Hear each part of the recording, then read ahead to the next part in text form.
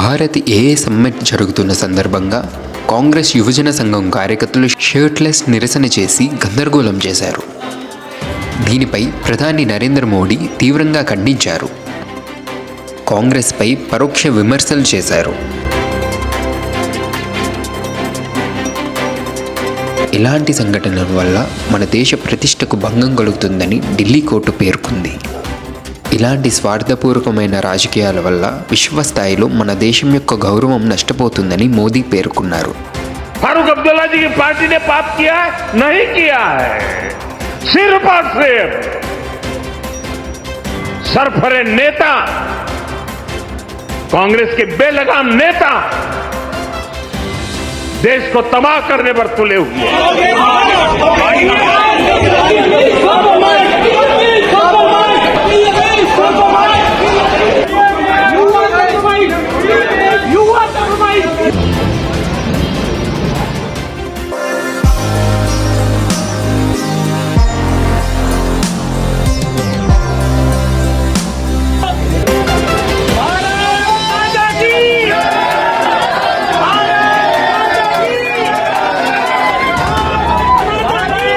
ఉత్తరప్రదేశ్ రాష్ట్రంలో మీరట్ నగరంలో కొత్తగా ప్రారంభమైన మెట్రో రైలు సేవల్లో ఉత్సాహభరితమైన వాతావరణం నెలకొంది. ప్రారంభోత్సవం సందర్భంగా ప్రయాణికులు భారత్ మాతా కీ జై అంటూ నినాదాలు చేస్తూ దేశభక్తి ఉత్సాహాన్ని వ్యక్తం చేశారు.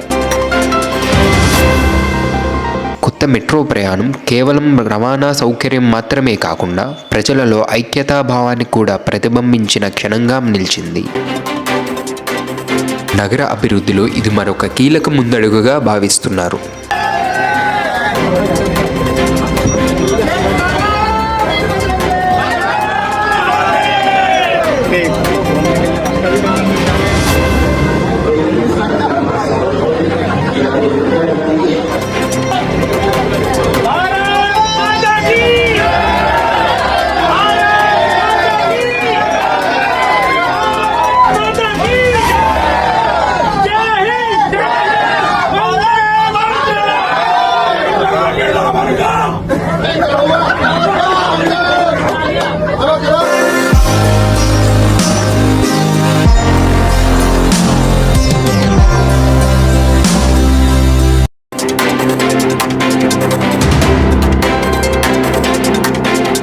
ఆంధ్రప్రదేశ్ డిప్యూటీ సీఎం శ్రీ పవన్ కళ్యాణ్ గారు నేడి అసెంబ్లీలో తిరుమల లడ్డూపై తీవ్ర వ్యాఖ్యలు చేశారు.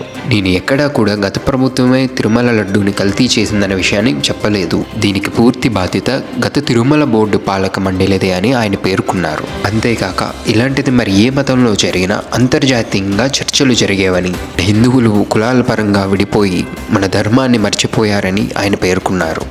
సమస్య కనుక ఏ ఒక్క మతానికి జరుగుంటే హిందూ ధర్మానికి కాకుండా, వెంకటేశ్వర స్వామి వారికి కాకుండా ఇంకెవరికి జరిగినా కానీ ఈ దేశం గగ్గులై ప్రపంచం అంతా గగ్గులు పెట్టేసేవాడు. సమస్య ఏముందంటే ఇది మన ప్రతి ఒక్క హిందూ కూడా ఆలోచించాల్సిందే.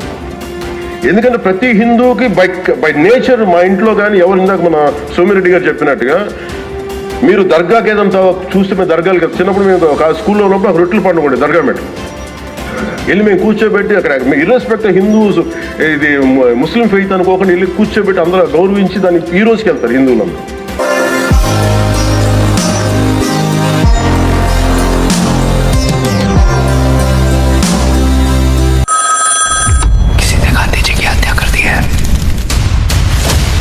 इसमें जरूर आरएसएस का हाथ है. मैं आरएसएस के भगवा ध्वज के लिए 1 इंच भी जमीन नहीं दूंगा. దేశవ్యాప్తంగా విడుదలైన శతక్ సినిమా ప్రేక్షకుల నుంచి విశేష ఆదరణ పొందుతోంది. రాష్ట్రీయ స్వయం సేవక్ సంఘ్ శతాబ్ది ప్రయాణాన్ని భావోద్వేగంగా, ప్రేరణాత్మకంగా చూపించిన ఈ చిత్రం ప్రేక్షకుల నుంచి మంచి ఆదరణ పొందుతోంది. పలువురు ప్రముఖులు, సామాజికవేత్తలు సినిమాని అభినందిస్తూ సోషల్ మీడియాలో స్పందిస్తున్నారు. ప్రేక్షకులు ఈ సినిమాను దేశభక్తి, సేవాభావాన్ని ప్రతిబింబించే శక్తివంతమైన చిత్రంగా పేర్కొంటున్నారు. సంఘ్పైనున్న అబద్ధపు ఆరోపణలన్నీ తొలగేలా ఉన్న సన్నివేశాలు అందరినీ ఆకట్టుకుంటున్నాయి. ये प्रतिबंध तो सिर्फ संघ को रोकने के लिए हैं. विघटन तो होगा और हिंदू समाज के पुनर्जीवन के लिए समर्पित। संग समय की तरह है, इसको रोका नहीं जा सकता। अपनी शक्ति को संगठित करके भारत को स्वतंत्रता की ओर ले जाइए। राष्ट्र का विचार सिर्फ एक ही है, त्याग, और त्याग का रंग है भगवा।